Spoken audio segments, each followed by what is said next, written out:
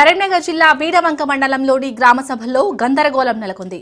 చల్లూరు గ్రామ సభలో అధికారులను బీఆర్ఎస్ ఎమ్మెల్యే పాడి కౌశిక్ రెడ్డి నిలదీశారు. హామీలు ఎప్పుడు అమలు చేస్తారో గ్రామ సభల్లో చెప్పాలని డిమాండ్ చేశారు. రుణమాఫీ పూర్తి స్థాయిలో చేయలేదని విమర్శించారు. పథకాలకు అర్హులను ఎంపిక చేయడం లేదని మండిపడ్డారు. లబ్ధిదారులందరి పేర్లు గ్రామ సభలో ప్రకటించాలని డిమాండ్ చేశారు.